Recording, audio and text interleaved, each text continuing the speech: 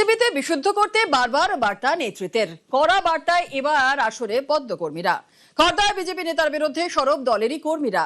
লেনিনগরে TMC নেতার বাড়িতে গিয়ে বোঝাপড়ার অভিযোগ। তৃণমূল নেতার বাড়িতে মন্ডল 4-এর বিজেপি সম্পাদক, খবর পেয়ে সদল বলে হাজির বিজেপি বুথ সভাপতিও।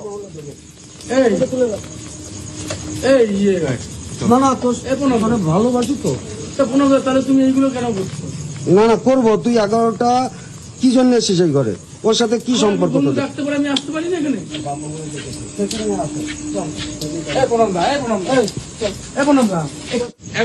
তুই সবার সাথে খেলছিস, তুই তোরে আমি কালকে খেলাবো। এই সংবাদ আমি করবো হলে দেবো। না না তোর ভালোবাসি তো তাহলে তুমি এইগুলো কেন করছো? না না করবো, তুই 11টা কি জন্য এসেছিস এই ঘরে?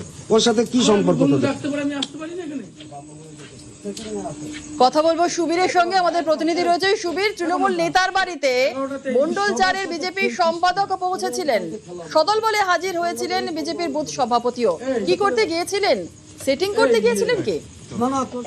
দেখো, বিজেপির বুথ সভাপতি যারা যখন অভিযান চালান তারা কিন্তু এটাই অভিযোগ করছেন যে তৃণমূল নেতার বাড়িতে সাধারণ সম্পাদক বিজেপি মন্ডল 4-এর তিনি কিন্তু সেটিং করতে গেছেন। তাহলে যদি সেটিংই না হয় তাহলে রাতের অন্ধকারে তিনি কেন যাবেন? এবং সেই জায়গা থেকে যখন তাদের কাছে খবর আছে তারা সদর বলে তখন সেখানে যান বিজেপি কর্মীদের নিয়ে বুথ সভাপতি গিয়ে যখন তাকে ডাকা হয়, তিনি যখন বঙ্কিম বিশ্বাস সাধারণ সম্পাদক তিনি বাড়ির বাইরে বেরিয়ে আসেন। এসে তাকে প্রশ্ন করা হয় যে তুমি কেন তৃণমূল নেতার বাড়িতে এত রাতে এসছো? কারণ যেই তৃণমূল নেতারা এইভাবে এলাকার বিজেপি কর্মীদের উপর অত্যাচার করেছে তাদের বাড়িতে তুমি কেন? তখন সেই প্রশ্নের উত্তরে তিনি বলেন যে তিনি বন্ধু হন, বন্ধুর ডাকে তিনি এসছেন। তখন তারা প্রশ্ন করেন বন্ধু যদি হয় তাহলে তুমি রাতের অন্ধকারে কেন আসবে? অর্থাৎ একদম পরে বোঝাপড়া যে করতে তিনি গিয়েছিলেন তৃণমূল নেতার বাড়িতে সেটা কিন্তু তারা পরিষ্কার অভিযোগ করছেন। এবং দলীয় নেতৃত্ব এই ঘটনা পুরো বিষয়ে বলেছেন যদি ঘটনা সত্যি হয়, প্রমাণিত হয় তাহলে দলগতভাবে কিন্তু ব্যবস্থা নেওয়া হবে এই যিনি রয়েছে সাধারণ সম্পাদক বঙ্কিম বিশ্বাসের বিরুদ্ধে। বেশ, ধন্যবাদ।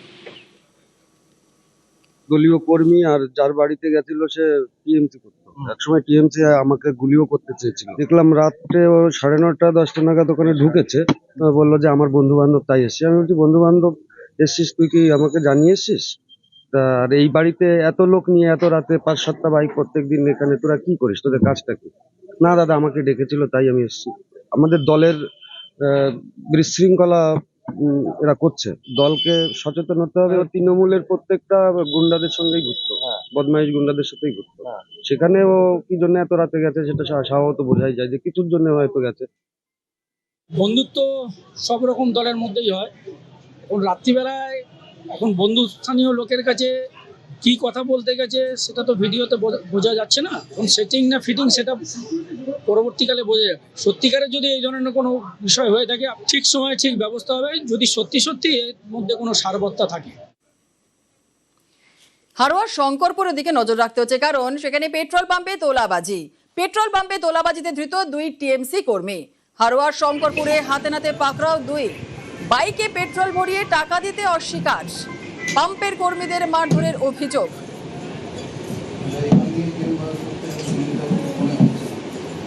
সিসিটিভি ফুটেজ দেখছেন, পাম্পে এসে পেট্রোল ভরিয়ে টাকা দিতে অস্বীকার। এই ঘটনায় হাতে নাতে পাকড়াও 2।